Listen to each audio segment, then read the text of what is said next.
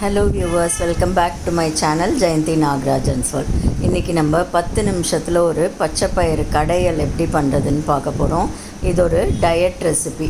2 இட்லி சாப்பிட்றவங்க 4 இட்லி சாப்பிடுவாங்கன்னு யூஸ்வலாக சொல்லுவாங்கல்ல. இதில் 4 இட்லி சாப்பிட்றவங்க கூட இந்த கடையலோட 2 இட்லியோடு நிறுத்திக்கலாம். அந்த அளவுக்கு ஃபில்லிங்காக இருக்கும். இதுக்கு நான் முளைக்கட்டின பச்சை பயிறு ஒரு 1/2 கப் வச்சுருக்கேன். அது பத்தாதுன்னு இன்னொரு 1/2 கப் பச்சை பயிரை வறுத்துக்கிறேன். உங்கள்கிட்ட முளைக்கட்டினது இருக்கணும்னு அவசியம் இல்லை. ஒரு கப் அளவுக்கு 100 கிராம் அளவுக்கு பச்சை பயிரை நல்லா வறுத்துக்கோங்க. இதுக்கு தேவையானது சின்ன வெங்காயம் 1 கைப்பிடி, பெரிய வெங்காயம் 1 கைப்பிடி, தக்காளி 1 கைப்பிடி, 4 பச்சை மிளகாய், கொத்தமல்லி, அவ்வளோதான்.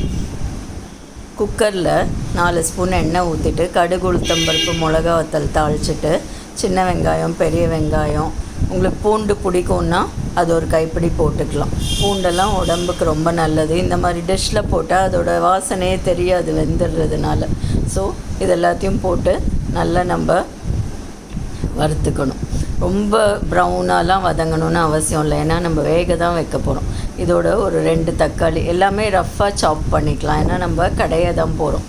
இதையும் போட்டு நம்ம நல்லா வதக்கி கொடுத்துட்டு இப்போ இதுக்கு தேவையான ட்ரை மசாலாலாம் சேர்க்க போகிறோம். இப்போ இதை ஒரு 5 மினிட்ஸ் மூடி வைக்கலாம். மூடி வைக்கும்போது தக்காளி கொஞ்சம் சாஃப்டாகும். அதுக்கப்புறம் நம்ம பவுடர் மசாலாலாம் சேர்த்துக்கலாம். இப்போது இதுக்கு தேவையானது உப்பு, மஞ்சத்தூள், சாம்பார் பொடி, 1 ஸ்பூன் தனி மிளகாய் தூள், அவ்வளோதான். இப்போது இந்த ட்ரை மசாலாலாம் இதில் நம்ம ஆட் பண்ணிப்போம்.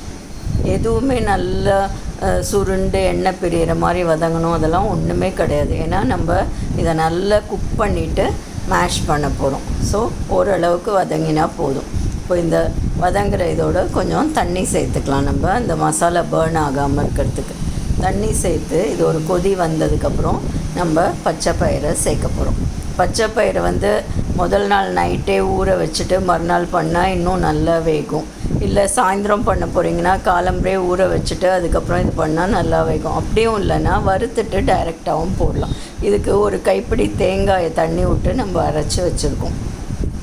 தேங்காய் பாலெல்லாம் எடுக்க வேணாம், ஜஸ்ட்டு 1 கைப்பிடி தேங்காயை தண்ணி விட்டு அரைச்சி வச்சுருக்கோம்.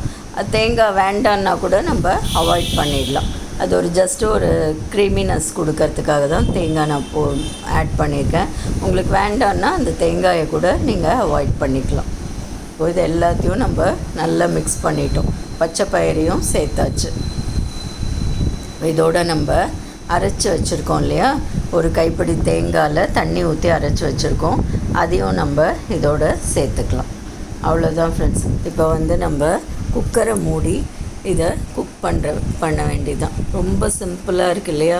வெங்காயம், தக்காளி, பச்சை மிளகாவை மீடியமாக வதக்குறோம், தண்ணி ஊற்றுறோம், உப்பு, மஞ்சள் பொடி, சாம்பார் பொடி போடுறோம், காரப்பொடி போடுறோம், வறுத்த பச்சை பயிரை போடுறோம், முழுகிற வரைக்கும் தண்ணி இருக்கிற மாதிரி பார்த்துக்கிறோம். 2 விசில் விட்டுட்டு ஒரு 10 மினிட்ஸ் சிம்மில் நம்ம வச்சுட்டு எடுத்து கடைய போகிறோம். இப்போ சாம்பார் மாதிரியே தானே இருக்குது. சாம்பாருக்கும் இதுக்கும் என்ன டிஃப்ரென்ஸ்னு கேட்டிங்கன்னா, இதில் புளி கிடையாது, வெறும் வெங்காயம், தக்காளி மட்டும்தான். சாம்பாருக்கு நம்ம புளி போடுவோம், காய்கறிலாம் போடுவோம் இல்லையா. இது பச்சை பயிரில் பண்ணுறோம், புளி கிடையாது. இந்த தக்காளியோட புளிப்பு மட்டும்தான் இதில். இப்போ இது நல்லா குக்காகிடுத்து. இப்போ நம்ம கடையிறதுக்கு இந்த தண்ணியை தனியாக வடித்து வச்சுட்டு கடைஞ்சோன்னா கடையிறதுக்கு ஈஸியாக இருக்கும். அதனால் பக்கத்தில் ஒரு ஏனத்தில் தண்ணியை நம்ம ஃபில்டர் பண்ணி எடுத்துக்கிட்டு இந்த மிச்சம் இருக்கிற வெங்காயம், தக்காளி, பச்சை பயிறு இதெல்லாம் ரொம்ப நைஸாக கடையணும்னு அவசியம் இல்லை. அங்கங்கே தக்காளி, வெங்காயம், பச்சை பயிறு எல்லாமே தெரிஞ்சதுனா தான் இந்த டிஷ்ஷுக்கு ரொம்ப நல்லாயிருக்கும்.